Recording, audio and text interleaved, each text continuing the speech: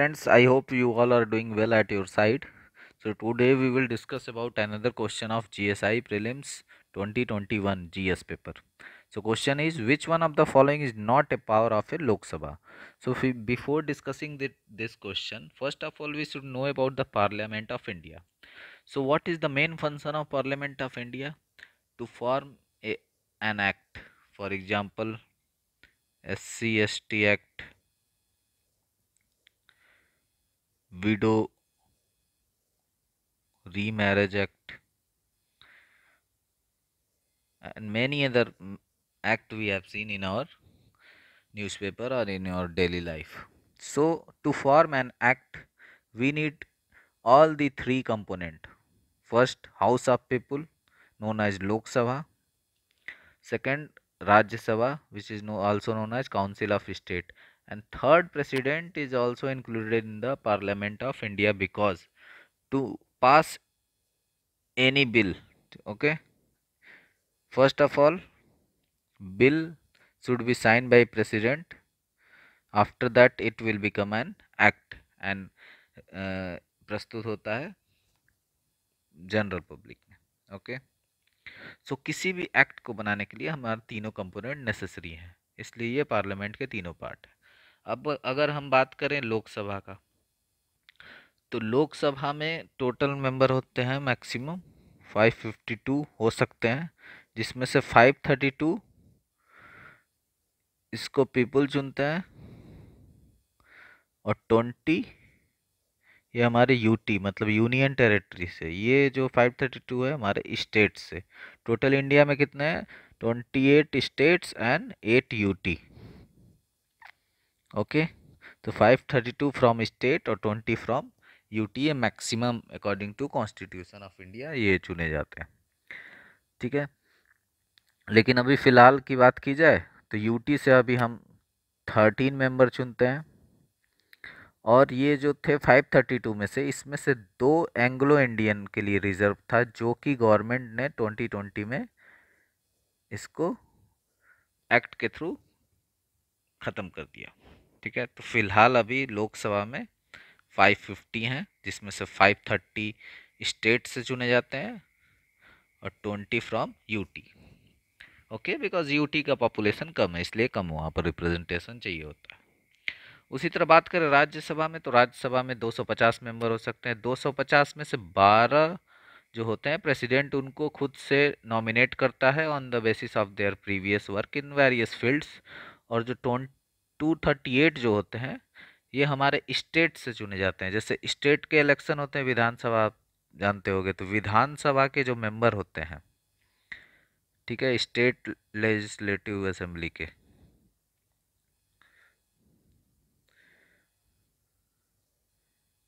ठीक है, यहाँ से कुछ मेंबर राज्यसभा में चुने जाते हैं. तो इसीलिए इनको कहा जाता है हाउस ऑफ पीपल, क्योंकि इसमें जो मेंबर हैं उसको डायरेक्टली पीपल इलेक्ट कर रहे हैं. और जो ये है काउंसिल ऑफ स्टेट, यहाँ के जो मेंबर हैं राज्यसभा के जो मेंबर, इनको क्या होता है, जो विधानसभा के जो मेंबर चुन के आते हैं उसमें से हर स्टेट का एक कोटा है. ठीक है, वहाँ से जैसे फॉर एग्जांपल यूपी से विधानसभा में, यूपी से राज्यसभा में 31 सीट्स है, तो 31 उसमें से चुन के आते हैं. इनका टेन्योर होता है 6 साल का, और लोकसभा के मेंबर का टेन्योर होता है 5 साल का. तो ये बेसिक इन्फॉर्मेशन था about parliament of India. Now come to the questions. So which of one of the following is not a power of Lok Sabha? Lok Sabha का इसमें से कौन सा पावर नहीं है? तो पहला, make law and matter included the union and concurrent list.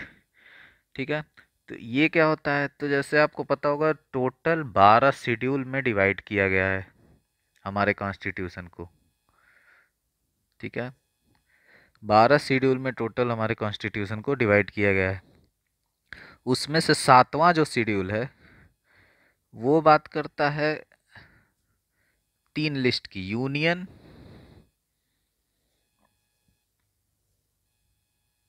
State and concurrent. तो यूनियन लिस्ट होता है कि ऐसे मैटर जिस पे बस पार्लियामेंट ऑफ इंडिया ही या कह सकते हैं सेंट्रल गवर्नमेंट ही रूल बना सके या एक्ट बना सके। ओके। स्टेट का क्या होता है, जिस पे स्टेट्स के पास पावर होती है। स्टेट में जैसे क्या आ जाएगा, जैसे एग्रीकल्चर, वाटर, ये सब स्टेट सब्जेक्ट हैं, इस पे स्टेट ही एक्ट बना सकती है। ठीक है। और सेंट्रल में जैसे क्या आ जाएगा, जैसे डिफेंस हुआ। ठीक है, जो ज़्यादा इंपॉर्टेंट है, जो पूरे कंट्री के लिए ज़्यादा इंपॉर्टेंट। और कॉन्करेंट होता है, कुछ सब्जेक्ट ऐसे हैं जिस पे गवर्नमेंट भी बना सकती है और सेंट्रल गवर्नमेंट भी बना सकती है और स्टेट गवर्नमेंट में, उसको रखा जाता है कॉन्करेंट लिस्ट में। ठीक है। तो अब हम यहाँ बात करेंगे, तो पहला क्वेश्चन क्या था, makes law on matter included in the union and concurrent list. तो सही है ये, क्योंकि लोकसभा किसका पार्ट है, पार्लियामेंट का। तो parliament can make law on union. ठीक है, क्योंकि पार्लियामेंट तो सेंट्रल गवर्नमेंट की है। और स्टेट हटा दो आप, कॉन्करेंट तो दोनों बना सकते, यूनियन और स्टेट। तो first option is correct. Here is it is asking about not a power. ठीक है। सो सेकंड क्या है, can introduce and enact money and non money bill. ठीक है। बिल कई प्रकार के होते हैं, उसमें से आप अभी जानो। मनी बिल का मतलब है, आप अभी समझो कि जो पैसे से रिलेटेड हो, और नॉन मनी बिल जो पैसे से रिलेटेड ना हो। ठीक है। जैसे एग्रीकल्चर वाला बिल आया था जिस पे काफ़ी विवाद हुआ था, तो वो हो गया नॉन मनी बिल। और मनी बिल जैसे कहीं मान लीजिए इंफ्रास्ट्रक्चर के लिए कुछ पैसे की ज़रूरत है, तो उसके लिए मनी बिल पास होता है। ठीक। तो इसके लिए भी दोनों यहाँ पर लोकसभा बना सकती है। ठीक है, पावर है। डी है, amends the constitution of India. जैसा कि आपने पता है, जैसे समय समय पे हमारा जो कॉन्स्टिट्यूशन है, जो कि 1950 में तैयार हुआ था। ठीक है।